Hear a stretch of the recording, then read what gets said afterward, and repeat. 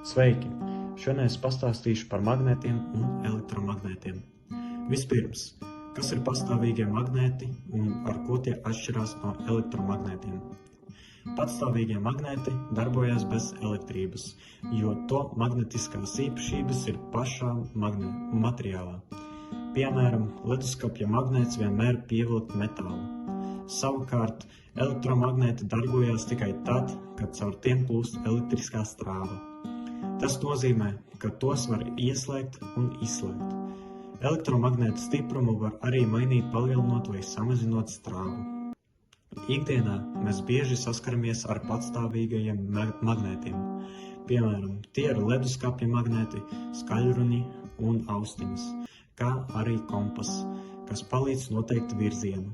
Elektromagnēti ir ļoti svarīgi. Tie tiek izmantoti, piemēram, metāluržņu celtņos, lai paceltu smagus metāla priekšmetus.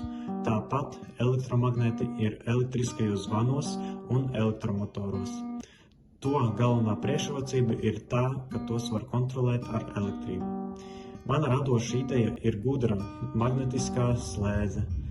Tā būtu slēdze, kas izmanto elektromagnētu, lai noturētu durvis aizvērtas. Kad elektrība plūst, magnēts tur durvis ciet, bet, kad elektrība tiek izslēgta, durvis var viegli atvērt.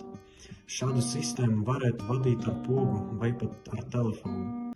Tātad, runājot par enerģiju, šāda ierīce nepatērē ļoti daudz elektrības, ja tā darbojas tikai īsu brīdi. Tomēr, ja elektromagnēts būtu ieslēgts visu laiku, tas patērētu daudz vairāk enerģijas. Tāpēc labāk izmantot to ar pogu vai sensoru, lai taupītu elektrību. Un tas arī ir viss. Paldies par uzmanību!